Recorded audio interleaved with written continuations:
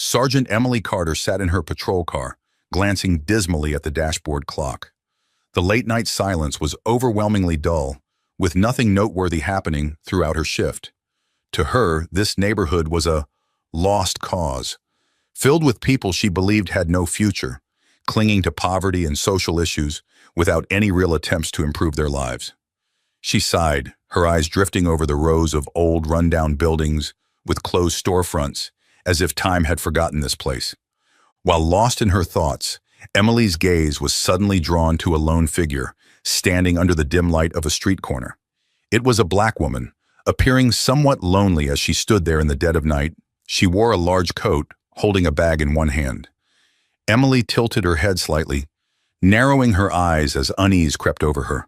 To her, this woman seemed out of place on a quiet night, and her calm demeanor only made Emily suspicious. She was a difficult woman, full of prejudice toward black people, often associating them with criminal behavior. So when she saw the woman, she immediately frowned in irritation, her eyes fixed on her. Why would someone like her be here at this hour? She thought to herself, suspicion mingling with caution. In Emily's mind, this area was full of people she considered irresponsible, those who easily blamed their circumstances and seemed inclined to cause trouble.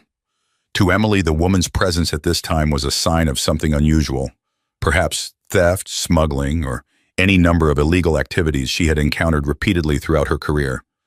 It didn't take long for Emily to decide to act. She turned the wheel and pulled her car over to the side of the road. The car engine quieted as she parked, carefully turning off the ignition to avoid alerting the woman. Steeling herself, Emily opened the door and stepped out with the air of authority she had honed over years on the force. Her boots echoed firmly on the empty street as she approached the woman, each step radiating control and confidence, knowing she was in charge of the situation. The woman didn't turn her head, just stood there looking down at her feet, occasionally adjusting the bag, as if to steady her balance. Emily frowned, scrutinizing every tiny detail, from the way the woman held the bag to her worn-out coat and wide-brimmed hat obscuring her face. To Emily, the woman seemed oddly misplaced and confusing, sparking a feeling of unease deep within her. Too calm, she thought, as if she's not worried at all about being here. Emily felt the urge to question the woman, driven not only by her sense of duty, but also by the belief that her authority should be acknowledged. Throughout her career, she had rarely encountered pushback for her actions. With Lieutenant Jack Harlow's cover, she had always felt justified in controlling any situation however she saw fit. She recalled handling troublemakers without a single complaint raised, and that feeling of power coursed through her now, compelling her to act immediately. She approached the woman and cleared her throat, deliberately making a noise loud enough to draw her attention. However, the woman remained still, showing none of the fear or surprise that Emily had expected. This reaction irked her even more, and she felt as though the woman was challenging her authority. Emily resolved to find out exactly why she was here at this hour and to make it clear that she didn't tolerate defiance from anyone. "What are you doing here at this hour?" Emily asked, her voice cold and authoritative. She deliberately took another step forward, closing the distance between them to just a few feet, close enough to feel each other's breath in the stillness of the night. Emily wanted to intimidate her, to make her presence force Sarah to look down, or at least show some hint of hesitation. Sarah remained still, her gaze calm and steady. The streetlight cast a faint glow on her face, her bright eyes glinting softly, yet incredibly serene. "I'm just on my way home after picking up a few things," Sarah replied, her voice gentle, unruffled, and without a hint of fear or unease. She calmly raised her bag, showing that there was nothing suspicious about it. Her demeanor seemed to say that she had done nothing wrong and had no reason to feel afraid. Sarah's composure only fueled Emily's anger. Her calmness, her fearless gaze, all of it seemed like a silent challenge to Emily. She was accustomed to people fearing her, seeing their averted eyes, forced smiles, and trembling words. But Sarah was different. Her eyes held an unbreakable calmness, a deep understanding, as though Sarah saw right through Emily's thoughts, sensing the anger simmering within her. Emily clenched her jaw, her discomfort growing by the second. "It's far too late. Are you aware of that?" she said, her tone colder than ever. "Do you think you can just stand here at this hour without arousing suspicion?" Sarah didn't flinch, Her gaze remained steady, making Emily feel as though her attempt at intimidation was in vain. "I have the right to stand here," Sarah replied, her voice steady yet soft. "I've done nothing wrong. I'm simply on my way home." Those words, calm, clear, and resolute, felt like a sharp blade to Emily's pride. She had never met someone who would look her directly in the eyes without blinking, without bowing, without any sign of fear. The defiance in Sarah's gaze made Emily feel like she was losing control, that the authority she wielded to intimidate others did not affect Sarah. Emily took a deep breath, trying to remain composed. Inside, her sense of power and control was slipping away, replaced by a void of anger and frustration. She stepped closer, her eyes blazing with frustration, determined to overpower Sarah completely. "Who do you think you are, standing here in the middle of the night, acting like this place belongs to you?" But Sarah didn't waver or step back. She showed no sign of yielding to Emily's attempt at intimidation. "I don't need to act differently just because it's late," she replied, her eyes resolute yet gentle. Her tone remained steady, unshaken. "I know my rights, and I'm not doing anything wrong to make me feel scared or uncertain." Sarah's calm, the steadiness in her voice, and the unshaken look in her eyes only made Emily angrier. She felt as though her authority was being challenged, as if Sarah was silently saying, "You don't have the right to bully me. I'm not afraid of you." Emily was used to others respecting her, even fearing her authority, but now the young woman standing before her showed no hint of hesitation, even radiating confidence. For a brief moment, Emily felt as though she was facing someone far more than just a passerby. The sense that Sarah held something greater, something beyond her control, intensified Emily's frustration and discomfort. She felt challenged by the very power she always believed allowed her to control every situation. Emily's pride surged, like a flame igniting in her chest. She wanted to see Sarah falter, to see her lower her gaze and submit, but she didn't. Sarah stood there unshaken, even defiant, as if she understood that Emily's authority was merely an outer shell and held no true power against her calm resolve. In the stillness of the night, the tension between the two women grew. One stood there, powerful and arrogant, trying to dominate, while the other stood tall, calm, and confident, as if Emily's words and actions could not touch her. Under the dim light of the deserted street, Sarah stood like a mountain, solid and unmovable against a raging storm, serene, self-assured, and unwavering. Sarah's calm gaze was like a sharp thorn piercing deeply into Emily's pride, making her lose all control. Emily's breaths grew heavy, deep, and filled with rage. Unable to tolerate Sarah's cold composure any longer, she clenched her fists, stepped forward, and roughly grabbed Sarah's arm, attempting to force the woman into submission, to make her bow under Emily's authority. But Sarah stood firm, unmoved, her eyes exuding a subtle defiance that only further enraged Emily.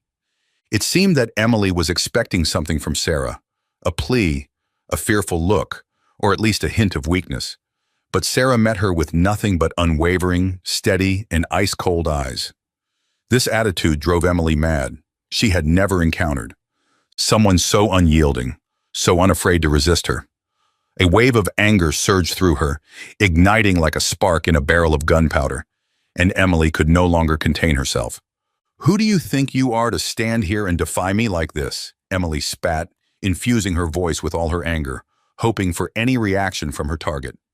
Without a second thought, she struck Sarah hard across the face, as if attempting to dispel the sense of powerlessness she had never been willing to accept. The heavy blow caused Sarah to sway slightly, but she didn't lose her balance. She didn't cry out, nor did she show any pain. She simply remained silent, looking back at Emily with calm eyes. It wasn't the calmness of someone weak, but rather of someone who had anticipated this moment, as if Sarah had prepared herself for this very situation. Suddenly, Emily felt a chill run through her, a strange premonition that the blow she had just delivered would bring about something terrible, something beyond her control. At that moment, to Emily's horror, Sarah slowly reached into her coat pocket. Emily tensed, watching Sarah's every move, her mind racing with questions about what this woman was up to. Sarah pulled out a small, glimmering object, carefully opened it, and held it up before Emily's face. Under the dim streetlight, an FBI badge sparkled, its metallic emblem reflecting the light, stunning Emily into silence. Emily froze, her eyes wide and her mouth hanging open, unable to speak. Her heart pounded in her chest, each beat a brutal reminder of the grave mistake she had just made. She looked from the badge to Sarah's determined face, and it was as if the world around her shattered in a haunting moment of silence. "My name is Agent Sarah Barnes. I'm investigating abuse of power and corruption within your police department," Sarah stated, her voice calm but razor-sharp, like a verdict being handed down. The truth in Sarah's words struck Emily deeply, each word piercing her disbelief. Emily's entire body grew cold as a slow, creeping terror enveloped her. She tried to swallow, but her throat was dry, unable to utter a single word. Everything around her became a blur, and she realized she had committed an irreversible mistake. Each word from Sarah felt like a hammer driving the final nail into her career, heavy and unrelenting. "You're an FBI agent?" Emily managed to ask, but her voice was shaky and unusually faint.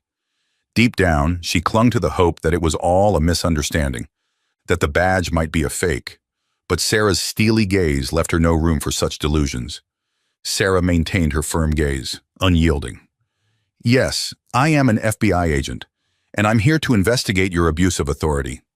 Her words rang out like an indictment. Emily couldn't bear it, feeling as if she were drowning beneath the weight of her own mistakes. Standing across from Sarah, Emily felt every ounce of her power drain away. Her former confidence now vanished, replaced by sheer panic. The authority she had once held with pride was now reduced to a profound sense of fear. Her legs felt weak as the realization sank in that she had crossed all boundaries, pushing herself onto a path with no escape. Sarah continued to stand there, her gaze fixed on Emily. But now, that gaze wasn't just a silent challenge. It was a symbol of justice, of the law that Emily could no longer touch. Her heart pounded wildly, each beat reminding her that the road ahead would be one of consequence, an ending she had never anticipated. Emily stood rooted to the spot, her pulse erratic, as the reality of what had just happened shattered the sense of security she'd always relied on. The truth stood before her, no longer hidden, no longer ambiguous. Sarah looked at her with a calm but piercing gaze, as though she could see through every layer of facade Emily had carefully built.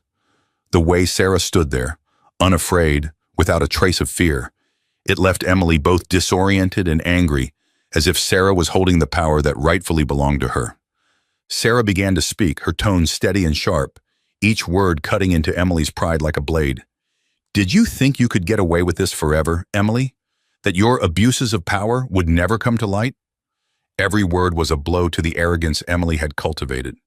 She had always believed that, with Lieutenant Harlow's protection, she could overcome any complaint, any suspicion, and the judgmental stares of others.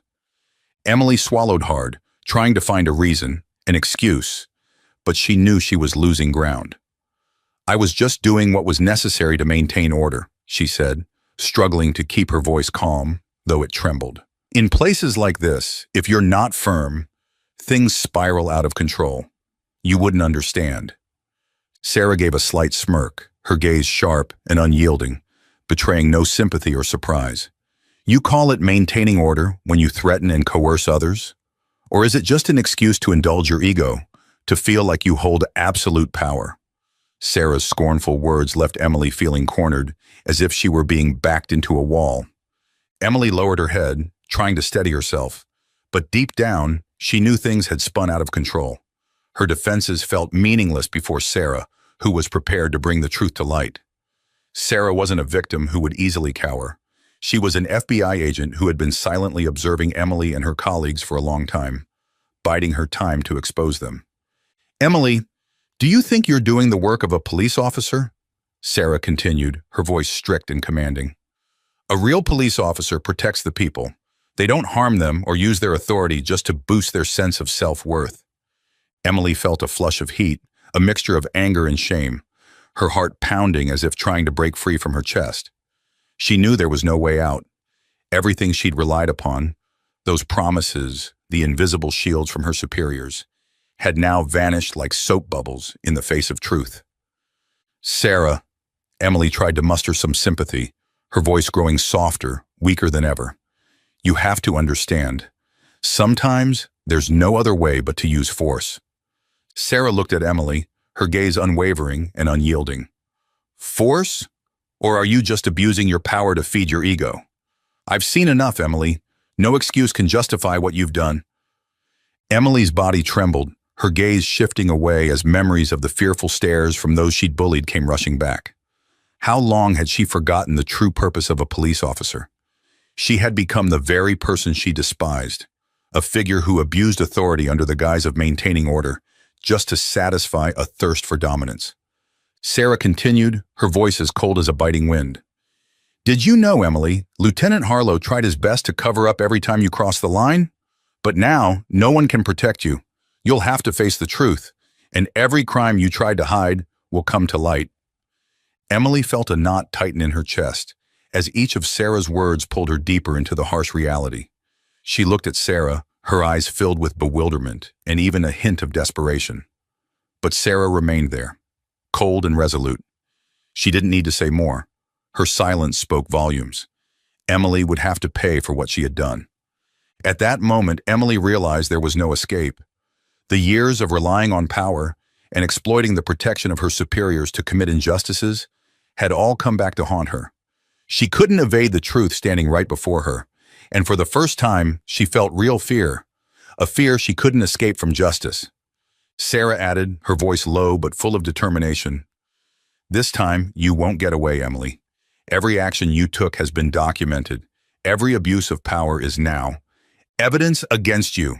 You have no choice but to face the truth and accept the consequences." Emily lowered her head, despair filling her, her eyes welling with tears. There was nothing left to say, nothing to argue. She had lost everything, her power, her freedom, and even her self-respect. Suddenly, FBI agents began to emerge from multiple directions, quickly surrounding the area. Emily stood motionless, overcome by a feeling of utter helplessness as she realized that no one was on her side and that everyone around her was witnessing her downfall. These agents weren't just any FBI officers. They were people she couldn't manipulate or intimidate. Each step they took created a heavy and tense atmosphere, dissolving every last vestige of power Emily once wielded and enjoyed. Everything unfolded like a scene in a play, one Emily never wanted to be the main character in. She tried to remain calm, but inside, a storm of conflicting emotions raged. Her mind raced with chaotic thoughts on what to do next, but they quickly dissipated under the weight of the sharp eyes and firm gestures of the agents. The truth was undeniable. She could no longer control the situation, a bitter reality that made her shiver. In the past, she'd prided herself on her ability to manipulate and dominate others, but this time, everything was out of reach. Emily remembered the times she had worked with other officers to achieve her ends. She had been the orchestrator of many complex schemes, unafraid to twist facts and undermine those who stood in her way. But now, the agents facing her were here for one purpose: to enforce justice without leaving her any avenue of escape. The feeling of powerlessness grew, cloaking her in dread. Emily, who had always felt that power was firmly in her hands, now stood alone before a situation beyond her control. She realized she had lost not only respect, but also her career, her reputation, and everything she had taken for granted. As she noticed the cameras and the judgmental eyes around her, Emily began to understand that every action she'd taken had been recorded, each abuse of power now irrefutable evidence against her. She froze as she saw the faces of former colleagues, now watching her downfall. To them, she was no longer an officer, but a criminal, an ordinary person brought low. Emily wanted to speak, to defend herself, but each word got stuck in her throat as if they no longer held any meaning. The agents moved closer, one by one, as if confirming that this was the final chapter of the power she once held dear. The cold touch of the handcuffs on her wrists brought Emily back to reality, with a dizzying clarity she'd never felt before. The cuffs seemed to bite into her skin, reminding her of the harsh truth she now faced. The sound of the cuffs locking echoed in the silent air, marking the end of everything she'd built. She realized that everything she had fought for, the power she had so desperately pursued, was now a stain that couldn't be erased. Memories of her mistakes surfaced in her mind. She thought of the innocent faces she had exploited, the promises and lies she had crafted to protect her reputation. Every act of abuse, every instance of heartlessness, now haunted her relentlessly. In those final moments, Emily's thoughts swirled with a weight she had never felt before. Each slow step toward the police car reverberated in the surrounding silence, amplifying her isolation. The crowd that once surrounded her with admiration, envy, or even contempt had vanished, leaving her with an emptiness she couldn't escape. Solitude, the silent companion she had always ignored, now stood beside her, unyielding and cold. There was no more hiding. She could feel the weight of judgment pressing down on her, an invisible force she couldn't shake. As she neared the police car, Emily felt her legs weaken, as though her body was rebelling against the reality she had no choice but to face. The cold, detached gazes of the officers pierced through her, stripping away every last vestige of her defenses. Each look seemed to echo what she already knew. There was no turning back, no shadow to hide in, no door to conceal the truth. Her world, once a fortress built on control and confidence, had crumbled into ruins, taking with it the person she'd fought so hard to protect. Sitting in the back seat of the police car, Emily sank into a stifling silence. The hum of the engine, a normally mundane sound, now filled her mind with a mix of fear and resignation. Her thoughts drifted, unwillingly returning to the choices and mistakes that had led her to this moment. Visions of herself, strong and unrepentant, appeared in her memory, now laid bare as misguided steps wrapped in pride. It was a bitter pill to swallow, realizing that her pride, the weapon she had cherished, was the very thing that led her down this path. Her mind swirled, torn between regret and denial. Could she have done things differently? Would it have mattered if she had been more cautious, less reckless? The doubts gnawed at her, prying open cracks in her mind where remorse and shame lurked, hidden in shadows she'd ignored for too long. She knew that her actions hadn't just affected herself. They had hurt others, people who had once trusted her, believed in her, or simply looked up to her. The knowledge left an ache spreading from her chest to her fingertips, a persistent reminder of the lives she had touched. As the car began to move, Emily looked down at her hands clenched on her lap. She noticed a slight tremble she couldn't control. Her mind, desperate to escape the flood of emotions, tried to focus on trivial details, the texture of her clothes, the chill on her skin, the mechanical sounds of the car. But beneath those distractions, the truth remained sharp and undeniable. The world she had crafted with all its ambitions and desires was now reduced to the shattered fragments of a life she could no longer claim. For the first time in years, Emily allowed herself to feel vulnerable. It was as if the armor she had meticulously built over the years had melted away, leaving her exposed to the raw, unfiltered weight of her actions. There was no one left to impress, no reason to maintain an image. The wall she had constructed now felt like a prison she had locked herself in long before the police car arrived. In a way, she was already imprisoned, bound by her own choices, trapped by the consequences she had once readily ignored. Looking out the window, Emily saw her reflection, a blurred image of the woman she used to be, staring back with hollow eyes. In that reflection, she saw her aspirations, her endless plans, in the relentless pursuit of success that had once driven her. But now, all she faced was emptiness, a void where dreams and ambitions had once thrived. She was a stranger to herself, lost amid the ruins she had created. Emily took a shaky breath, realizing that the road ahead would be long and lonely. Acceptance crept into her, like a quiet resignation, the final note in a tragic symphony. There would be no redemption, no chance to rewrite her story.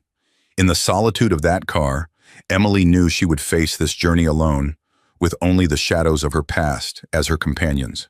When she arrived at the police station, Emily was led into a holding cell, her wrists finally freed from the cold handcuffs, but still bearing the red, painful marks, stark reminders of the downfall she could no longer hide.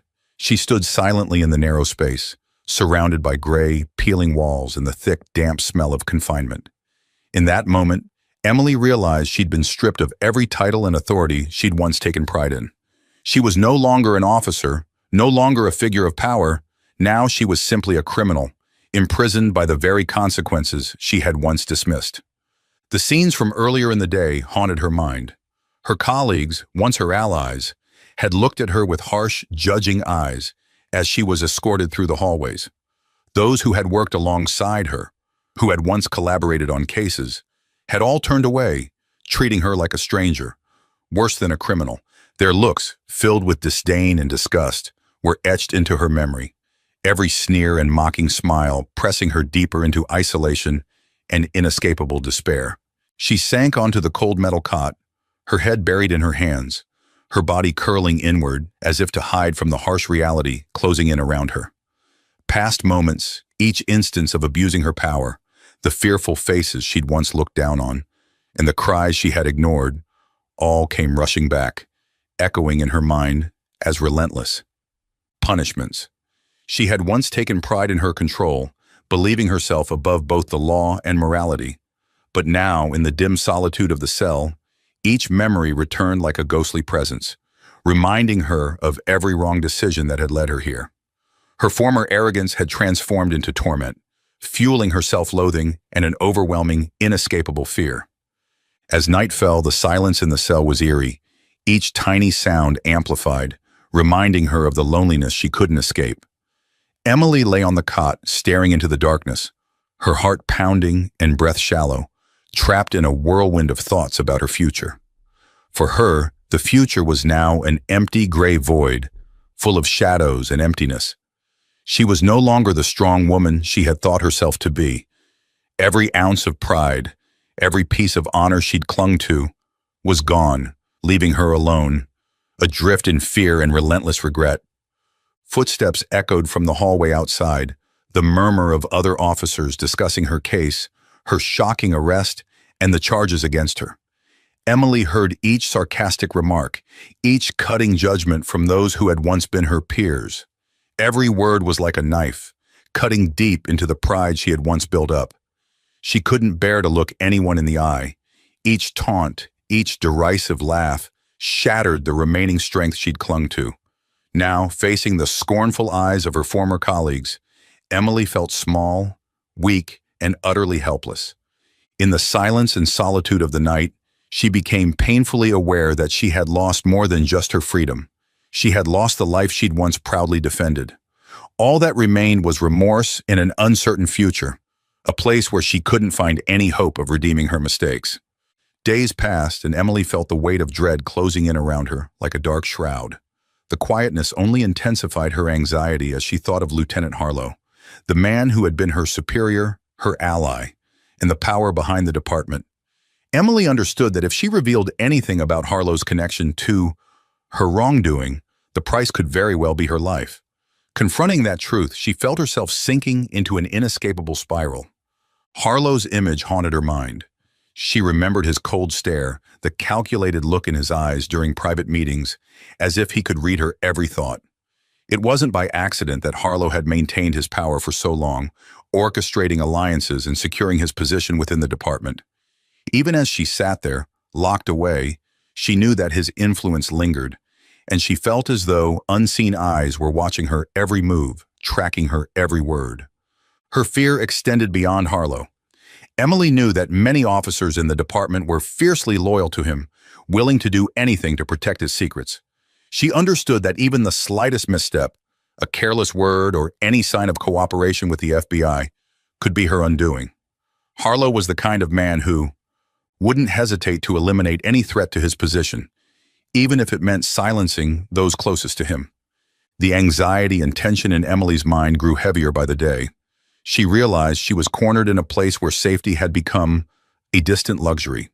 Once a confident and proud officer, she now faced the reality that the very environment she had trusted had become her greatest threat. Looking around, she no longer saw familiar faces. Instead, she saw betrayal, danger, and hidden plots. Each sound from the hallway outside sent a fresh wave of unease through her. Every tiny noise, no matter how small, felt ominous, as if it heralded the approach of someone from Harlow's circle, coming to warn or threaten her.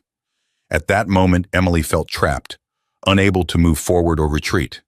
She had no idea how to protect herself, while simultaneously understanding that the terrible consequences of her actions had left her without options. Emily lowered her head, her hands clenching tightly as she felt the cold weight of the handcuffs that had left red marks on her wrists. A chill ran down her spine as she thought of everything she'd done to maintain her power and position. Each act of oppression, each abuse of authority, every face of the innocent she had hurt seemed to appear in her mind like a slow-motion film. Those acts had once given her a sense of power and pride, but now they returned as painful memories gnawing at her conscience. At that moment, Emily felt the weight of loneliness settles over her. She had no one to lean on, no colleagues left to stand by her side. She was alone in a battle she knew would never bring victory, only helplessness and despair. She understood that even a single wrong move, one hasty step, could seal her fate under Harlow's and his associates' hands. Emily looked up, scanning the silent, confined space of her cell, wondering where her life would go from here, when all she had thought was power and protection had turned out to be nothing but an illusion. As soon as Emily was detained, Sarah and the FBI investigation team quickly sprang into action. This was no ordinary case. They knew they were up against a deep, intricate web of corruption. The FBI agents meticulously searched every hidden corner of the police department, cautiously uncovering evidence not only to convict Emily, but to expose the entire manipulated system. From dusty file rooms to locked drawers, every possible spot held the potential for crucial clues. During the investigation, Sarah and her team uncovered a small, concealed room, hidden behind a false wall in the basement, accessible only to high-ranking officers. The cramped, dimly lit space smelled of mildew and contained rows of secret files, all carefully labeled and categorized by case. These records detailed instances of power abuse, covered-up incidents, and even evidence erased from official records. Each file was a glaring testament to the deception that Lieutenant Harlow and his accomplices had built over the years. Sarah opened file after file, each page revealing disturbing secrets. She read reports on violent incidents perpetrated by Emily and other officers, victims who had been intimidated and manipulated into silence. The cases included victim testimonies and altered physical evidence, all painstakingly recorded in these files. Sarah couldn't contain her anger as she read the cold, brutal details, realizing how many lives had been destroyed by those like Emily who had abused their power. The investigation didn't stop there. The team also discovered secret emails and recorded conversations between Emily and Harlow. Their exchanges highlighted how they had collaborated to cover up their misconduct. In one email, Harlow instructed Emily on how to draft reports to avoid suspicion, reminding her that everything was taken care of. In a chilling recording, Harlow's mocking laughter could be heard as he discussed a dismissed case, bragging about how he had handled everything smoothly, leaving no trace. These pieces of evidence pierced through the police department's facade, exposing the criminal network led by Harlow and Emily. As Sarah dug deeper, she uncovered more secret calls orchestrated to cover up violent incidents and evidence tampering. The recordings revealed that, beyond Emily and Harlow, numerous other officers were also involved in this network. They divided tasks among themselves, from falsifying reports and destroying evidence to intimidating whistleblowers. All of it was executed with precision and sophistication to maintain Harlow's power and control. The evidence didn't stop at violent cover-ups. It also exposed how Harlow exploited his power for personal gain. He manipulated internal investigations, shielding officers like Emily whenever they were implicated in wrongdoing.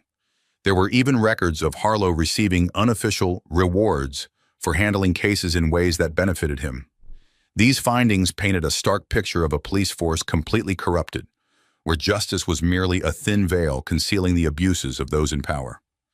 As the investigation progressed, irrefutable evidence gradually formed a complete picture of the crimes and manipulation that had infiltrated the system. Sarah felt a powerful sense of pride, knowing she had taken on a role no one else dared to assume. She was piecing together the final fragments of a truth the entire police department had long sought to conceal. Yet with each step closer to the truth, her anxiety grew, understanding that this was a battle both long and fraught with peril. What they had uncovered wasn't just proof of crime, but evidence that greed and corruption had ravaged a system meant to represent justice. Sarah took a deep breath, grounding herself under the weight of the mission she was carrying. This was no longer simply a case to be solved. It was a moral responsibility she couldn't ignore. The corruption ran deep, and the very essence of justice was at stake. Every late-night meeting, every piece of evidence scrutinized under dim office lights, and every encrypted message revealed a web of deceit stretching far wider than she'd ever imagined. At the center were Harlow and Emily, not just criminals, but symbols of the pervasive corruption she was determined to dismantle. Despite her resolve, Sarah couldn't shake the fear that clung to her every step. She knew there were powerful figures involved, people willing to do whatever it took to silence those who came too close. Her worry only grew as she remembered colleagues and informants who had hinted at the truth but then vanished without a trace. Would she face the same fate? Was she ready to risk her safety, even her life, in pursuit of this mission? Though afraid, a fierce determination stirred within Sarah. She thought of the innocent faces scarred by this corruption, families torn apart, lives ruined. The thought that justice might slip away, leaving victims without anyone to stand for them, kept her from turning back. Each piece of evidence, each shadowy figure, and each warning only pushed her forward, vowing not to let these crimes go unpunished. Late at night, alone in her dim office, Sarah would pore over the files once again, connecting names, locations, and dates, scrawling notes until ink smudged across her hands. With every detail that linked Harlow and Emily to countless unethical and brutal actions, her determination grew. She could see the path ahead, though it was strewn with dangers to both her career and her life. In moments of doubt, Sarah reminded herself of the importance of this mission. She knew she was facing forces larger than herself, forces capable of bending laws and distorting justice to their will. But precisely because of that, she knew she had to keep going. If she gave up now, if she allowed herself to be intimidated, then the corrupt would win, and all her years of service to justice would be in vain. Occasionally, Sarah's thoughts drifted to her friends and family, those she might leave behind if her crusade led to tragedy. She had kept her distance from them, hoping to protect them from the dangers she faced. But a sense of guilt still weighed heavily on her. She knew they worried and saw the anxiety in their eyes when she worked late and missed gatherings, always prioritizing the case above all else. This was the path she'd chosen, one few could understand, yet she remained resolute, believing that some sacrifices were necessary for a cause so high. As she pieced together the final clues, Sarah's emotions shifted from pride to a dark resolve. This was no longer just a job, it was her battle, a test of her values and courage. She knew that regardless of how uncertain the future looked, despite the warnings that haunted her thoughts, she would see it through. The truth would come to light, and those responsible would be brought to justice. In her mind, she envisioned the day the case would close, the day Harlow and Emily would be stripped bare of their misdeeds, and the system they had twisted would be restored. Sarah was ready to risk everything to make that day a reality, prepared to face whatever darkness lay ahead.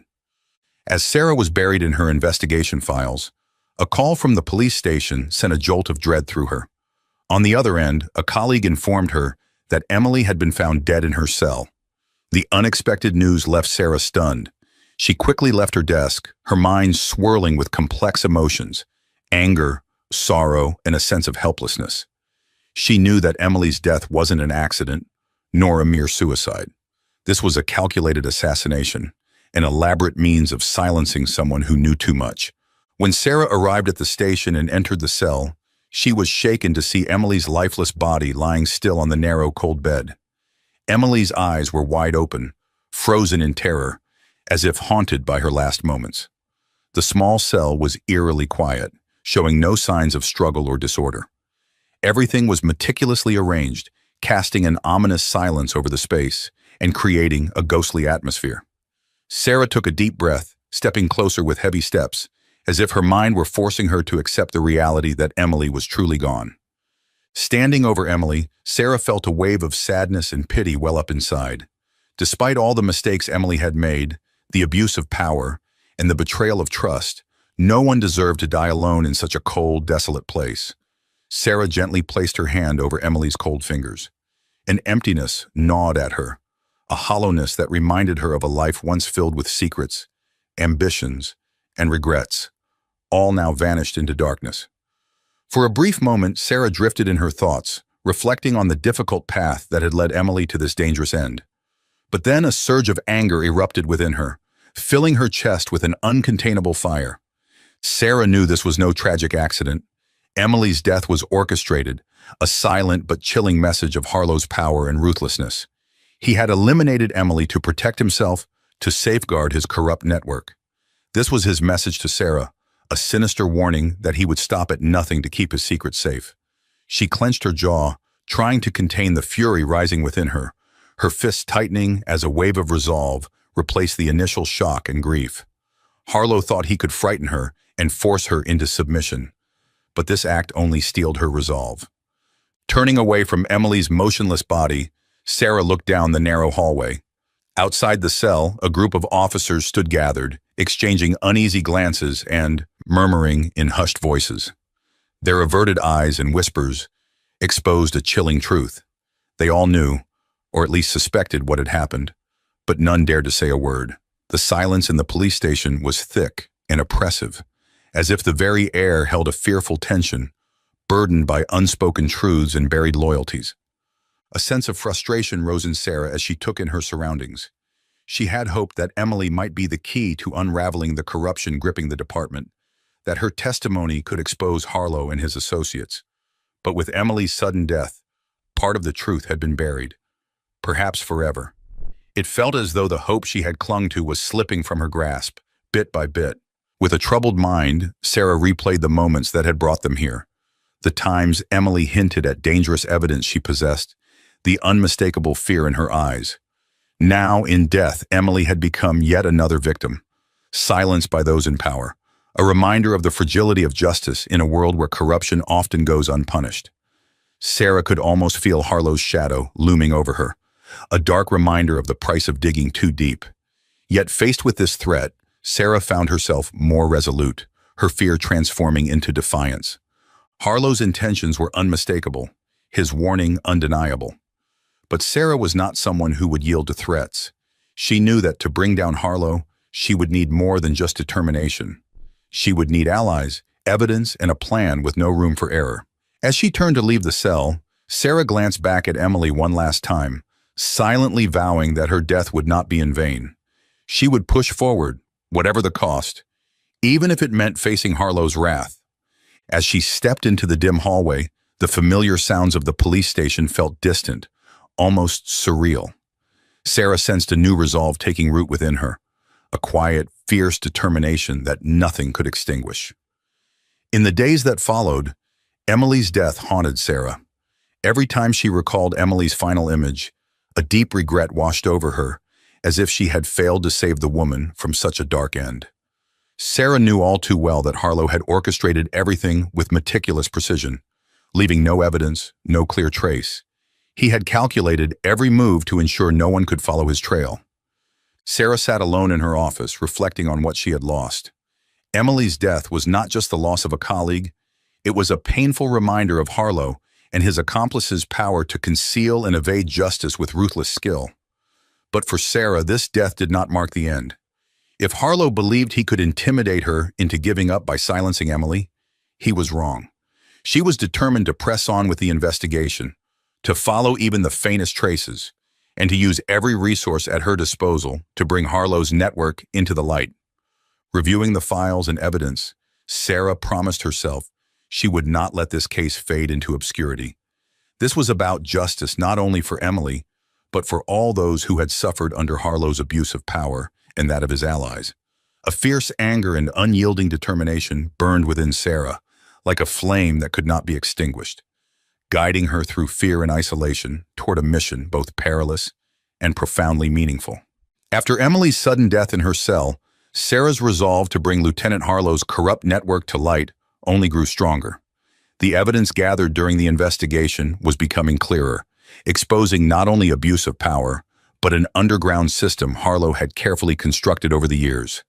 Sarah and her FBI team prepared a plan to arrest him. They knew it wouldn't be easy to take down Harlow, who had held power and control over the police department for so long, but the injustice had to end.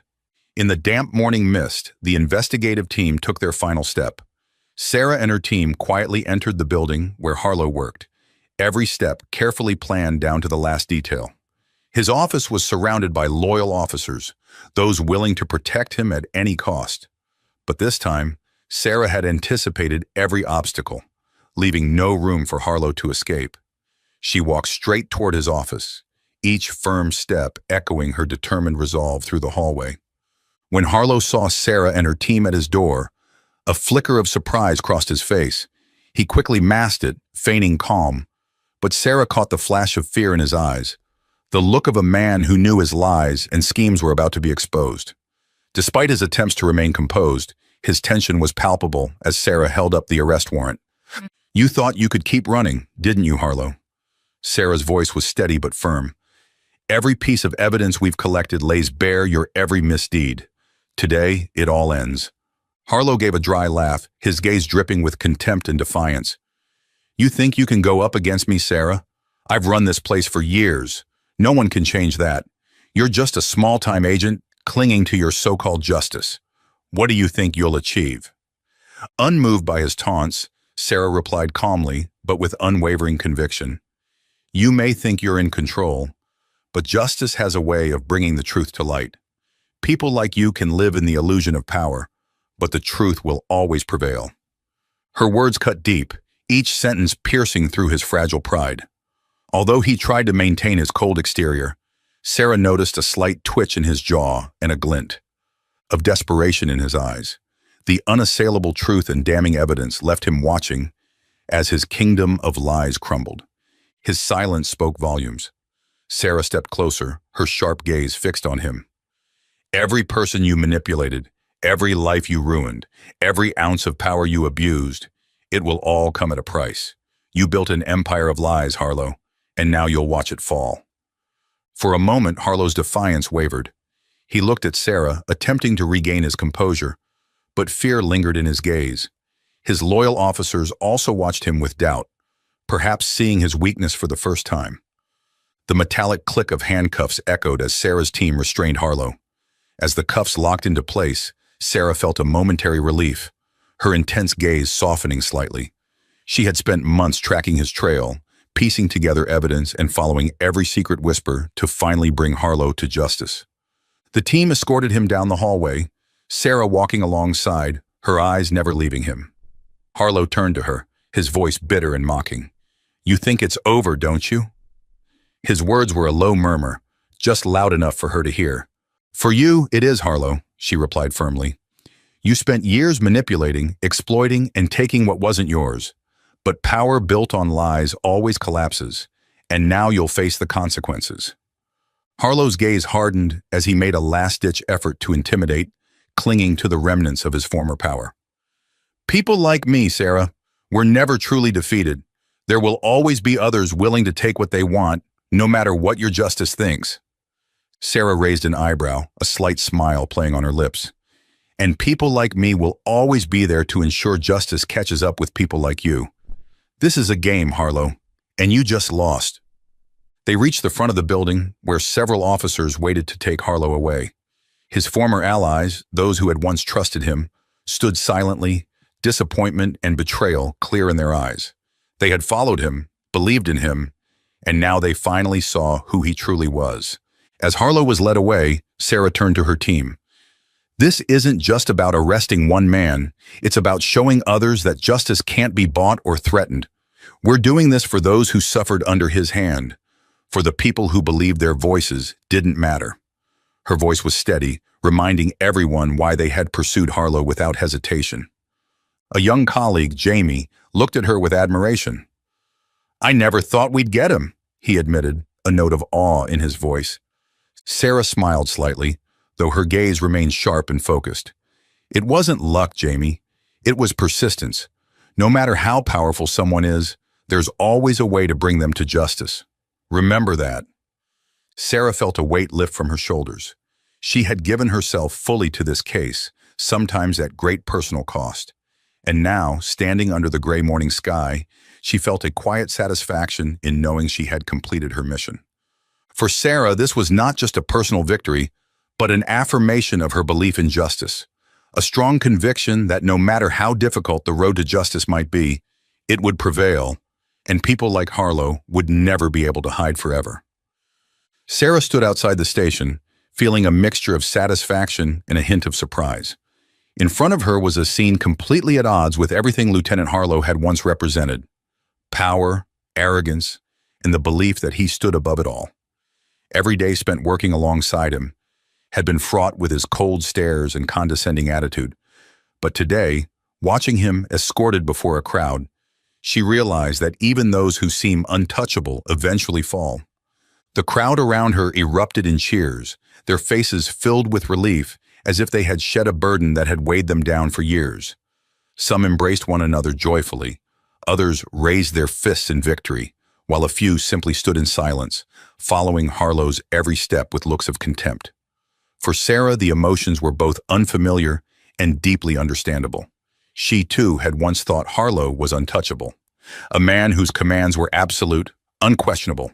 But now he was just a defeated figure, stripped of all his power.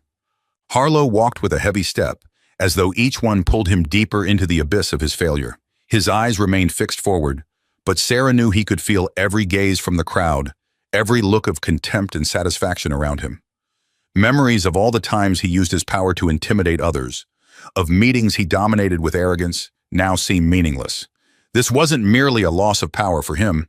It was the shattering of the control he had once thought was his forever. Though he tried to maintain a mask of calm as he was led away, fear flickered in his eyes, a fear not just of losing power, but of realizing he had lost everything. Everything he had built and protected had finally crumbled into worthless pieces. Sarah felt a slight pang of sympathy, though small, as she watched Harlow in this state. He had once had a remarkable career, a position many envied, but his greed and hunger for power had led him down a path of destruction, leaving him to face only contempt from others. She wondered if he'd ever imagined it would end like this, if he'd ever regretted his choices, or if he simply never thought he would lose. As police escorted Harlow to the waiting car, the crowd cheered once more. Their cheers weren't just expressions of satisfaction, but of liberation, a declaration that corrupt power could never prevail forever. Watching it all unfold, Sarah felt not only relief, but also a renewed sense of purpose. She understood that this wasn't the end, but just the beginning of a long and challenging journey. Corruption wasn't confined to individuals like Harlow. It was a deep-rooted network within the entire system. There would be many more truths to uncover, and she was committed to pursuing justice and dismantling every trace of injustice. As Sarah watched the police car carrying Harlow disappear, she felt a profound conviction that truth and justice would always prevail. Today they had proven that, and in her heart, she knew this was only the start of a future shaped by fairness. The crowd's cheers began to fade, but the trust they placed in justice grew stronger than ever. Sarah noticed that each person held a renewed hope for a future where they could live without fear of those who abused power. This moment rippled across the city, sparking protests and calls for reform, creating a powerful wave of unity never before seen. Harlow's former colleagues, who had either stayed silent or were forced to look the other way, could no longer ignore what had happened. They stood there, witnessing the downfall of a man who had been a symbol of power in the police force, reminding themselves that justice, in the end, would prevail. Some walked away quietly, regret etched on their faces, while others felt pride that true values had finally been upheld. In that peaceful moment, Sarah looked up at the sky, feeling a surge of intense determination. The fight for justice would be long and arduous, but she knew she wasn't alone. By her side were the people, a fearless, investigative team, and colleagues ready to stand with her on this journey. She wouldn't stop here. Her journey had only just begun, and she would keep fighting until every truth was uncovered and the system was truly clean. She walked through the warm afternoon light, feeling her breaths merge with the fresh air after the storms. Harlow had been brought down, but there was still much work to do to ensure that no one else would endure the injustices of the past. Sarah reminded herself that this fight wasn't just for her, but for everyone, for a new generation raised in fairness and transparency. The crowd's cheers echoed in her mind like a hopeful melody, celebrating courage and persistence. Sarah was no longer just an agent. She had become a symbol of belief in justice, a beacon guiding the community through dark days. She knew that, no matter how difficult, justice would always win, and she would continue to stand, defending those values. So the story has reached a powerful conclusion, showing that justice finds its way, no matter the odds. Do you think the outcome would have been different if Sarah hadn't been an FBI agent? Share your thoughts below. If you found this story inspiring, don't forget to like, share, and subscribe for more captivating stories. See you next time. The cold winter night wrapped around the quiet streets of Pine Grove, an upscale neighborhood where large houses sat behind perfectly trimmed hedges. It was almost 11:30 p.m. when James Thompson's dark blue Toyota Camry moved slowly through the area. His hands gripped the steering wheel as he carefully followed the speed limit, knowing that in this wealthy white neighborhood, his presence might draw unwanted attention. The red and blue lights flashed in his rearview mirror just as he had expected they would. James took a deep breath and pulled over to the side of the road, right under a bright street lamp. He had chosen this spot on purpose. Good lighting meant everything would be visible. His heart beat faster, but his face remained calm as he watched two white police officers step out of their patrol car. Officer Ryan Collins, a young cop with just 3 years on the force, approached the driver's side while his partner, Mike Brennan, a stockier veteran officer, walked toward the passenger window. Their hands rested near their weapons, a detail James noticed immediately. "License and registration, please," Officer Collins said, shining his flashlight into the car. The beam moved across James's face, then down to his hands, which were still on the steering wheel at the 10 and 2 positions. "May I ask why I was pulled over, officer?" James's voice was steady and polite. He spoke clearly, using proper English, which seemed to surprise the young officer slightly. "We've had several reports of suspicious activity in this area," Collins replied, his tone becoming a bit less stern. "Your vehicle was moving unusually slowly." "I see," James said. "I was being careful to observe the speed limit." He moved his right hand slowly toward his jacket pocket. "I'm going to reach for my wallet now, if that's all right." Officer Brennan's flashlight beam joined his partner's, both lights focusing on James's movements. James could feel the tension in the air as he carefully pulled out his wallet, but instead of immediately showing his ID, he placed the wallet on the dashboard.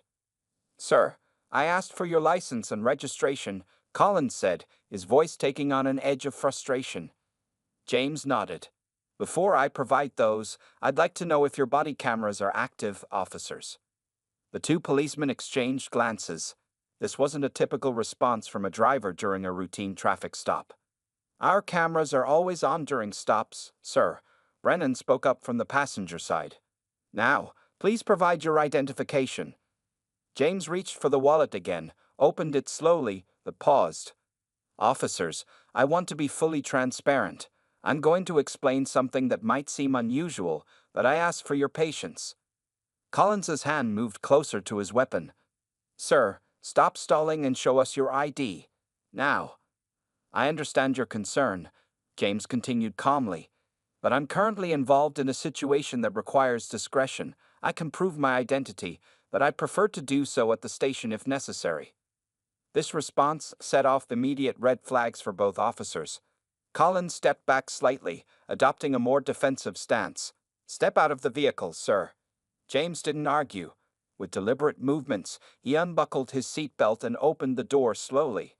He was dressed well in a dark sweater and dress pants, his shoes polished and expensive, details that didn't match the officer's initial assumptions about him. As he stood up, James' impressive height became apparent. He stood at least 6 feet tall, his posture straight and dignified.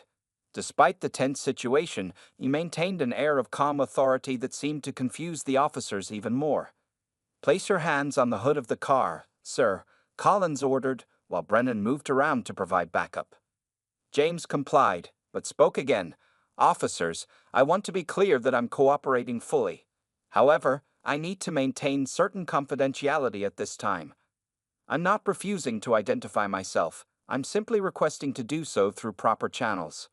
His unusual composure and articulate speech created a strange atmosphere. The officers had dealt with all types of people, belligerent drunks, scared teenagers, angry businessmen, but James's behavior didn't fit any familiar pattern. "We've had burglaries reported in this area," Brennan said gruffly while Collins began a pat-down. "And you're acting very suspicious, sir." "I understand how this appears," James replied, "and I respect that you're doing your job. I simply ask that you respect that I have my reasons for discretion." The officers found no weapons, but they did find an expensive phone and what appeared to be some kind of government-issued ID card in his pocket, one that James quickly but politely refused to let them examine. That was the final straw for the officers. "Turn around," Collins ordered. "You're under arrest for obstruction and suspicious activity." As the handcuffs clicked around his wrists, James showed no resistance or anger. Instead, a slight smile crossed his face, as if everything was going exactly as he had expected. The back of the police car was cold, but James Thompson sat there as comfortably as if he were in a luxury vehicle. Officers Collins and Brennan kept looking at him through the rearview mirror, puzzled by their unusual prisoner. Most people they arrested were either angry or scared. James was neither. "Run the car's registration again," Collins told Brennan as they drove toward the station. The car had come back registered to a Marshall Industries, a company they couldn't find much information about. "Something's not right about this guy," Brennan muttered, typing on the patrol car's computer. "He's too calm. And did you see his shoes? Those are $1,000 dress shoes." In the back seat, James could hear their conversation but kept his eyes focused on the passing streets.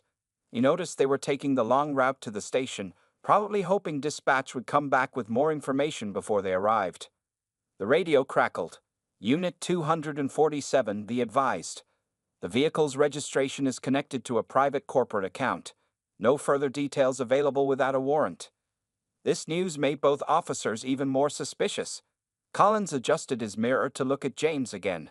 "Sir, this would all go a lot easier if you just tell us who you are." "I appreciate your concern, officer," James replied politely.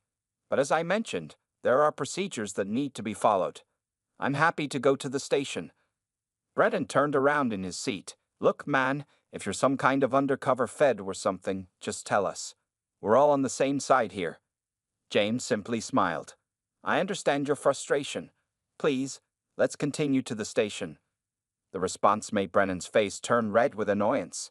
He faced forward again, shaking his head. "Collins," called the sergeant. "This isn't normal." When they arrived at the police station, 3 more patrol cars were waiting in the parking lot. Word had spread quickly about the mysterious well-dressed black man who wouldn't identify himself. Sergeant Maria Rodriguez stood at the entrance, her arms crossed. As Collins and Brennan led James into the station, Rodriguez studied him carefully. Unlike her officers, she noticed things they had missed: the perfect posture, the way he scanned every room he entered, how he seemed to be observing everything and everyone. "I'm Sergeant Rodriguez," she said as James was led to the booking area. "Would you like to tell me what's going on here?" "Sergeant," James nodded respectfully. "I apologize for any confusion.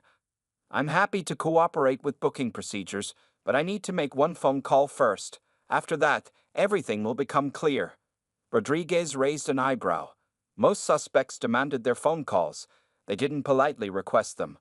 "Process him first," she ordered her officers. "Then he can make his call." The booking process was strange for everyone involved. James's fingerprints were taken, but when they ran through the system, the results were instantly blocked by some kind of security clearance. His belongings were expensive, but gave no clues to his identity. Just the high-end phone, a nice wallet with no ID, and that mysterious government-style card that seemed to have some kind of electronic chip in it. "Empty your pockets completely," Collins ordered, still frustrated by the whole situation. James reached into his jacket and pulled out a single business card. He handed it to Sergeant Rodriguez. "This is the number I'll need to call." Rodriguez looked at the plain white card. It had only a phone number, no name, no agency, nothing else. The number started with a Washington, D.C. area code. "Book him for obstruction and resisting identification," she decided, pocketing the card. "We'll sort this out after he's processed." As officers led James to a holding cell, he remained as calm as ever. "Sergeant," he called back. That phone call will need to be made within the next 30 minutes. After that, things might become more complicated. Something in his tone made Rodriguez pause. She'd been a cop for 18 years, and her instincts were telling her this was no ordinary arrest. Collins, Brennan, she called to her officers. In my office now. I want to hear every detail about this traffic stop again. As James was led away, they could have sworn they saw him check his watch and nod, as if everything was running right on schedule. Sergeant Rodriguez sat in her office, staring at the mysterious business card with the DC phone number. Through her window, she could see James Thompson sitting calmly in the holding cell, his hands folded in his lap like he was waiting for a business meeting rather than facing criminal charges. Run through it one more time, she told officers Collins and Brennan, who shifted uncomfortably in their chairs. The more they explained the traffic stop, the more they felt like they might have walked into something bigger than they realized. "Ma'am," Officer Collins said, "I think we should make that phone call. Something about this doesn't feel right." Before Rodriguez could answer, the station's night desk officer knocked on her door. "Sergeant, you need to see this." He handed her a fax that had just come in. As she read it, her eyes widened. "Get the captain on the phone," she ordered, "now." Meanwhile, in the holding cell, James noticed the sudden increase in activity. Officers were walking faster, speaking in hushed tones, and keeping their distance from his cell. He smiled slightly, knowing his carefully planned timeline was unfolding exactly as intended. A young officer approached his cell. "Sir, would you like to make your phone call now?" James stood up smoothly. "Actually," he said, checking his watch, "that won't be necessary anymore. In about 2 minutes, your captain should be walking through that door." The officer looked confused, but just then, Captain William Hayes burst into the station. His face was red, and he was still wearing a golf shirt, clearly called in from home. He walked straight to James's cell. "Open it," he ordered. The young officer scrambled to unlock the cell door. "Captain Hayes," James said pleasantly, as if greeting an old friend. "I'd apologize for the late-night disturbance. Would someone please tell me what's going on?" Sergeant Rodriguez demanded, walking up with Collins and Brennan behind her. Before anyone could answer, the station's front doors opened again. This time, a tall woman in a sharp suit walked in, followed by 2 men in dark suits and earpieces. She walked directly to the group, her heels clicking on the floor. "I'm Sarah Martinez, Chief of Staff for the Police Commissioner's Office," she announced, then turned to James. "Sir, are you all right?" "I'm fine, Sarah," James replied, straightening his jacket as he stepped out of the cell. Everything went exactly as expected. Captain Hayes looked like he might faint. "Officers Collins and Brennan," he said weakly, "you just arrested Dr. James Thompson Marshall, the new police commissioner from D.C." The silence in the station was deafening. Collins and Brennan stood frozen, their faces pale. Sergeant Rodriguez closed her eyes and took a deep breath. "Actually," James said, his voice now carrying unmistakable authority, "they did exactly what I wanted them to do." He turned to face the officers. 3 weeks ago, my office received multiple complaints about racial profiling during traffic stops in this district. Instead of launching a formal investigation, I decided to see for myself. Sarah Martinez stepped forward, opening her briefcase. "We've been monitoring the whole operation. Dr. Thompson Marshall's car was equipped with multiple cameras, and his phone recorded everything. But the registration, the company name," Brennan stammered. "Marshall Industries is my private consulting firm," James explained. "And that government ID you weren't allowed to see. My police commissioner's badge. Everything about tonight was designed to test how your department handles a situation with a black suspect who doesn't immediately submit to profiling." Captain Hayes wiped sweat from his forehead. "Dr. Thompson Marshall, I assure you." "Captain," James interrupted firmly but not unkindly, "save your explanations for tomorrow's meeting. I'll be at the station at 9 a.m. sharp. We have a lot to discuss about reform." He turned to Collins and Brennan, who looked like they wanted the floor to swallow them whole. "Officers, you'll both be there too. Tonight was a teaching moment, not a punishment. The real work begins tomorrow." As James walked out of the station with his staff, he stopped at the door. "Sergeant Rodriguez," he called back. "Good instincts on wanting to make that phone call. You've earned yourself a spot in tomorrow's meeting, too." The officers watched in stunned silence as their mysterious prisoner drove away in a black SUV, leaving them to wonder how a routine traffic stop had turned into what would surely become the most talked about night of their careers. The next morning, Pine Grove Police Station buzzed with nervous energy. Officers Collins and Brennan arrived an hour early, their uniforms pressed perfectly, shoes shined to mirror finish. They sat in the break room, barely touching their coffee. "My wife couldn't stop laughing when I told her," Brennan said, shaking his head. "She said it serves me right for being so quick to judge." Collins stared into his coffee cup. "Do you think we'll lose our badges over this?" Before Brennan could answer, Sergeant Rodriguez walked in. She'd clearly gotten little sleep, but her uniform was crisp and her expression determined. "Both of you, in the conference room. Now." They'd followed her into the department's largest meeting room, where Captain Hayes was already setting up a projector. His hands shook slightly as he connected cables to his laptop. "The commissioner's office sent over some files this morning," Rodriguez told them, placing thick folders in front of each officer. "Read them before he arrives." The officers opened their folders and found detailed reports about traffic stops in their district over the past 6 months. The statistics painted an uncomfortable picture. Black drivers were being pulled over at 3 times the rate of white drivers in the same areas. "I don't understand," Collins said, flipping through the pages. "We were just doing our jobs, following protocol."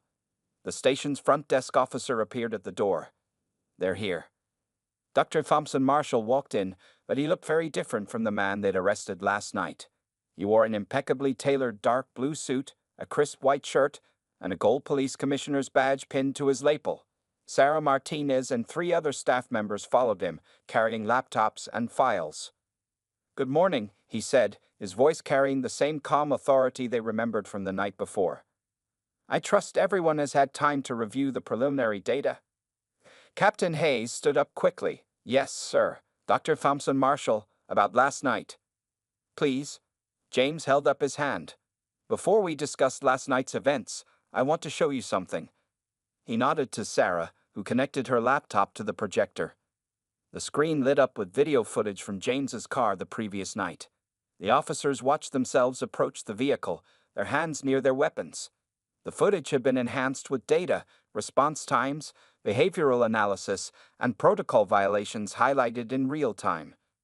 In the past year, James began, 17 complaints of racial profiling have been filed against this precinct. All were dismissed due to lack of evidence. He paused the video. "That changes today." Collins raised his hand hesitantly, like a student in class. "Sir, with all due respect, you are acting suspicious. Any officer would have." "Would they?" James interrupted softly. He clicked to another video, showing the same officers pulling over a white driver the week before. Their approach was noticeably different. More relaxed, hands away from weapons, friendly conversation from the start. The room fell silent. Brennan looked down at his hands, while Collins's face flushed red. "I'm not here to shame anyone," James said, his tone gentler now. "I'm here because this precinct has the potential to become a model for change. That's why I chose it for my first undercover operation as commissioner." Sarah distributed more folders. "This is our new training program. Over the next 6 months, every officer in this precinct will participate in bias recognition and community engagement workshops." "Sir," Sergeant Rodriguez spoke up. "Why did you let us arrest you? You could have shown your ID at any time." James smiled. "Because real change doesn't come from reading reports or watching training videos. It comes from experience. Last night, every officer in this room experienced what countless citizens go through, the confusion of dealing with a situation that challenges their assumptions." He walked to the window, looking out at the morning traffic. "Officers Collins and Brennan, your body camera footage will be part of our new training program. Not as an example of bad policing, but as a teaching tool about how unconscious bias affects split-second decisions." Captain Hayes cleared his throat. "And the media? This could look very bad for the department." "The media won't hear about this from my office," James assured him. "This isn't about public shaming. It's about meaningful change. Starting today, this precinct begins a new chapter. The question is, are you all ready to be part of it?" The officers exchanged looks, the weight of the moment sinking in. Their routine traffic stop hadn't just caught a suspicious driver, it had caught them in the middle of a revolution in policing. The county courthouse buzzed with unusual activity 3 days after James Thompson Marshall's arrest. Officers Collins and Brennan sat nervously on a wooden bench outside Courtroom 3, both in their dress uniforms. They had been ordered to appear for what they thought would be a formal hearing about the traffic stop incident. "Something's not right," Brennan whispered to his partner. "Have you noticed all the important people showing up?" Collins nodded. He had been watching a steady stream of well-dressed individuals entering the courthouse. City council members, high-ranking police officials, and even news reporters gathered in small groups, speaking in hushed tones. Sergeant Rodriguez walked up to her officers, her face serious. "The hearing starts in 20 minutes. Remember what we discussed. Just tell the truth about everything that happened that night." Inside the courtroom, Judge Eleanor Martinez, known for her strict demeanor and no-nonsense approach, was already at her bench, reviewing papers. She kept looking at her phone, as if waiting for an important message. Sarah Martinez, James's chief of staff, moved efficiently through the crowded courthouse hallways, directing people to specific seats. She had arranged the courtroom like a theater, making sure everyone would have the perfect view of what was about to unfold. "Places, everyone," she called out softly, checking her tablet. "We're about to begin." The courtroom doors opened, and people filed in according to Sarah's careful plan. In the front row sat the mayor and police chief. Behind them were community leaders and civil rights activists. The press was restricted to the back rows, their phones and cameras strictly prohibited. Officers Collins and Brennan were led to seats near the front, directly facing the judge's bench. They noticed their captain and several other high-ranking officers sitting in a specially designated area to their right. "All rise," the bailiff called out as Judge Martinez officially opened the session. "Before we begin," the judge announced, her voice carrying through the now-packed courtroom, "I want to make it clear that this is not a typical hearing. What happens in this courtroom today will set a precedent for law enforcement practices across our state." The double doors at the back of the courtroom opened again. James Thompson Marshall walked in, but not wearing the suit everyone expected. Instead, he wore the same sweater and pants from the night of his arrest. The room fell silent as he walked to the front. "Dr. Thompson Marshall," Judge Martinez said, a hint of respect in her voice, "are you ready to proceed?" "Yes, Your Honor," James replied. "But first, I'd like to thank everyone for participating in what might be the most important police training exercise this city has ever seen." A murmur ran through the crowd. Collins and Brennan looked at each other in confusion. "Training exercise?" Judge Martinez raised her hand for silence. "Let the record show that this court has been convened not for a criminal hearing, but as part of an authorized law enforcement training program developed by Police Commissioner Dr. James Thompson Marshall." Sarah Martinez stood up, addressing the court. 3 days ago, Officers Collins and Brennan participated unknowingly in a carefully orchestrated scenario designed to expose unconscious bias in police procedures. Today, we will analyze that scenario step by step, with input from legal experts, civil rights advocates, and law enforcement professionals. The officers watched in amazement as their body camera footage appeared on large screens around the courtroom. James walked to the center of the room, now every inch the distinguished police commissioner they had come to know. What these officers didn't know, he continued, was that their traffic stop was being monitored by multiple agencies. Every decision, every word, every action was recorded and analyzed. Not to punish, but to learn. Judge Martinez leaned forward. "Dr. Thompson Marshall, you placed yourself in considerable risk with this operation. Was it necessary to go to such lengths?" James looked directly at Collins and Brennan. "Your Honor, real change requires real experience. Today, we're not here to point fingers or assign blame. We're here to understand how deep-rooted biases affect law enforcement, and more importantly, how we can work together to overcome them." The courtroom remained silent, the weight of the moment settling over everyone present. What had started as a simple traffic stop was about to become a landmark case study in police reform, with Officers Collins and Brennan's routine patrol at the center of it all. The courtroom screens flickered with footage from the night of the arrest.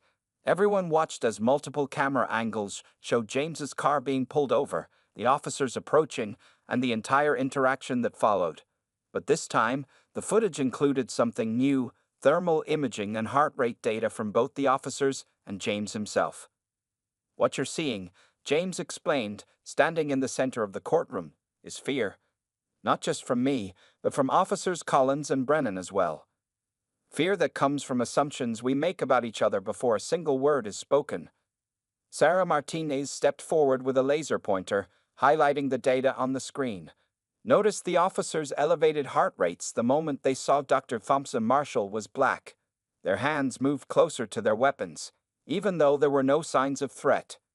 Collins shifted uncomfortably in his seat, but James raised his hand. Officers, please don't feel singled out. Your reactions were typical. That's exactly why we're here. Judge Martinez leaned forward. Dr. Thompson Marshall, please explain to the court your full role and purpose in this operation. James nodded and straightened his tie. 3 months ago, I was appointed as the new police commissioner for the D.C. Metropolitan Police Department. But before accepting the position, I made a condition. I wanted to conduct a series of undercover operations across different cities, experiencing firsthand how officers interact with minority civilians. A murmur ran through the courtroom. The mayor shifted in his seat, and the police chief's face turned red.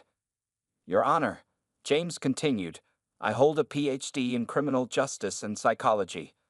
I've spent 20 years studying police community relations, but all the research in the world can't compare to lived experience. That's why I put myself in that car that night. He walked closer to Officers Collins and Brennan. These officers didn't do anything that would be considered officially wrong under current protocols, and that's exactly the problem we need to address. The screens changed to show a split-screen comparison. James's traffic stop next to stops of white drivers from the same week. The differences were stark and undeniable. In white driver interactions, James pointed out, officers approached casually, hands relaxed, tone friendly. They accepted unusual responses with patience. But with me, a well-dressed black man in an expensive car, the assumption of danger was immediate and automatic. Sarah distributed thick packets to everyone in the courtroom.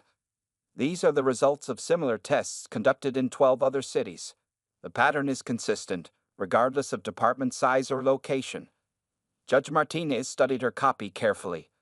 And what do you propose as a solution, Commissioner?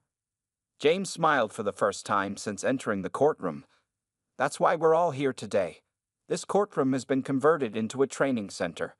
For the next 8 hours, we're going to analyze every second of that traffic stop, with input from everyone present: officers, community leaders, legal experts, and civil rights advocates. He turned to face Collins and Brennan directly. Officers, you're not on trial here. You're about to become part of the solution. Your experience will help train thousands of other officers across the country. The tension in the officers' shoulders visibly relaxed. Sergeant Rodriguez nodded encouragingly at them from her seat.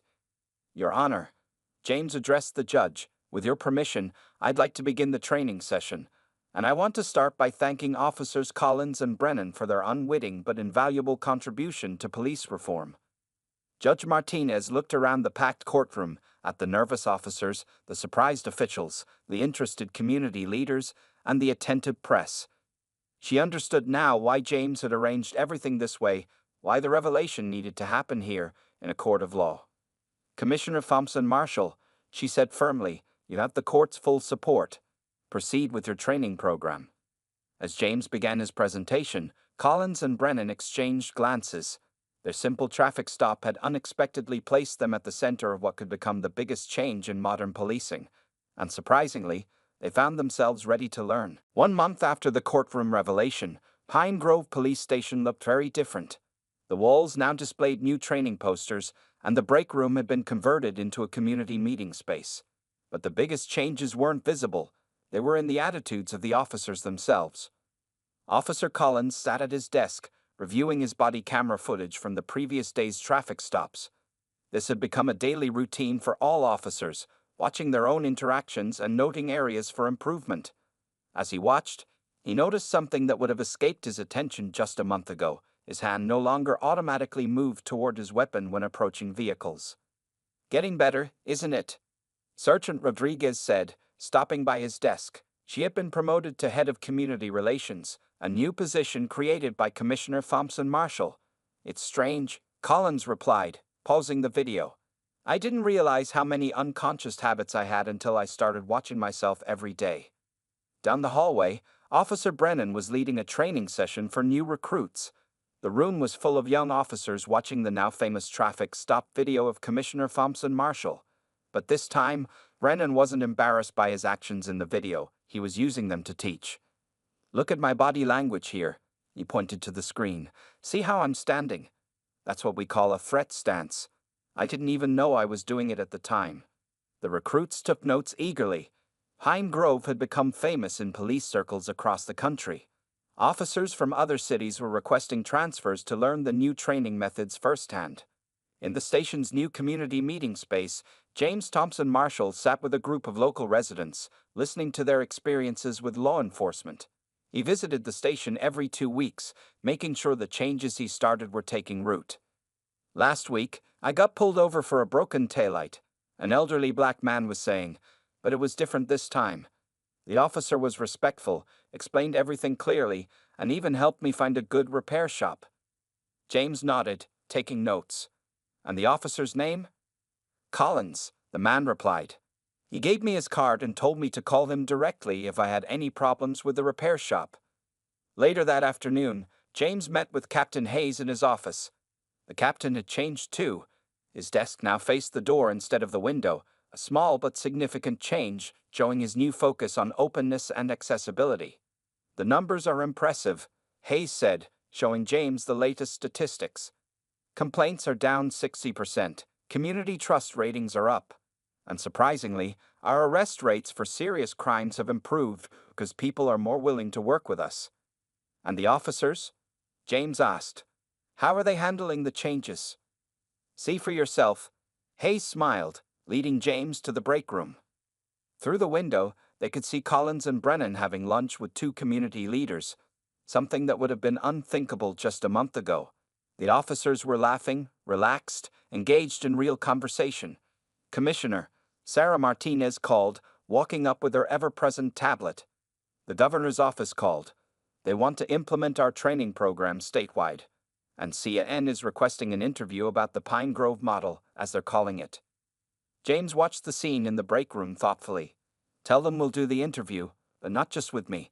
I want Collins and Brennan there too. This isn't just my story, it's theirs. In the parking lot that evening, Collins stopped Brennan before they left for the day. Remember that night, partner? When we thought we were just making a routine traffic stop. Brennan laughed. How could I forget? We thought we were busting a suspicious character. Turns out we were part of something much bigger. You know what's funny? Collins said, looking back at the station. That night, we thought we were the ones in control, testing him. But really, he was testing us. And because we failed that test honestly, we got a chance to make things right. As they walked to their cars, they passed a new sign that had been installed at the station's entrance. Pine Grove Police Department, where community and law enforcement work as one. Below it, in smaller letters, was the date of that famous traffic stop, the night that changed everything. 6 months after the famous traffic stop, the Pine Grove Police Department hosted a special ceremony in the city park. Hundreds of people gathered under a bright blue sky, officers in dress uniforms, community members, media representatives, and police officials from across the country. Commissioner James Thompson Marshall stood at the podium, looking out at the crowd. Beside him sat officers Collins and Brennan, now wearing new badges that identified them as community relations training officers. Their story had become a symbol of positive change in law enforcement. 6 months ago, James began, his voice carrying across the quiet park. A routine traffic stop changed the future of policing in this country. Today, we're here to celebrate not just what we've accomplished, but what we've learned. He gestured to a large screen behind him, which showed statistics from the past 6 months. Traffic stop complaints down 75%, community trust ratings up 80%, and successful crime prevention up 45% due to improved community cooperation. But numbers don't tell the whole story, James continued. The real change is in the daily interactions between officers and citizens. Officer Collins, would you like to share your experience? Collins stood up and walked to the podium, no longer the nervous officer from that fateful night. 6 months ago, I thought I knew everything about being a good police officer. I was wrong. True policing isn't about power or control, it's about understanding and respect. He pulled out his phone and showed the audience his newest app, a program developed by the department that helped officers review their daily interactions and identify potential bias in their behavior. Every morning, Collins explained, I watch my body camera footage from the day before. But now, I'm not looking for threats or violations. I'm looking for opportunities to do better, to understand more, to serve better. Brennan took the podium next. Last week, I pulled over a young black man in an expensive car. 6 months ago, I would have approached that situation with suspicion, but this time, I remembered my own learning experience. The driver turned out to be a local doctor rushing to an emergency. Instead of creating tension, we had a respectful conversation, and I gave him an escort to the hospital. The crowd applauded as Sarah Martinez presented the latest data from other cities that had adopted the Pine Grove model. 25 police departments across the country had implemented the new training program, with more joining every month. But the most important change, James said, returning to the podium, isn't in our procedures or statistics. It's in our hearts and minds. Officer Collins, Officer Brennan, would you join me? The two officers stood beside him as James unveiled two plaques. The first would hang in the police station's entrance, telling the story of the traffic stop that changed everything. The second was a new police oath, written jointly by officers and community members, emphasizing understanding, respect, and equal treatment for all. This oath, James explained, will be taken by every officer in departments that adopt our program. But more than that, it will be renewed every year, reminding us that learning and growing never stop. In the audience, Sergeant Rodriguez sat with several community leaders she now considered friends. Captain Hayes watched proudly as his station was recognized as a national model for police reform. Even Judge Martinez was present, smiling as she remembered the day her courtroom became a classroom for change. The ceremony ended with something unprecedented. Officers and community members took the new oath together, promising to work as partners in keeping their communities safe and fair for everyone. As people mingled afterward, Collins and Brennan found themselves talking with a group of officers from another city who had come to learn from their experience. The hardest part, Collins told them, is admitting your own biases. But once you do, you become a better officer and a better person. Brennan nodded. That traffic stop could have ended my career. Instead, it gave my career new meaning. From the edge of the crowd, James watched with satisfaction. His risky undercover operation had succeeded beyond his expectations. Pine Grove had become more than just a reformed police department. It was now a blueprint for change across the nation. As the sun set over the park, the new station motto gleamed on badges and banners. Protect, serve, understand. 3 simple words that had transformed a routine traffic stop into a revolution in modern policing.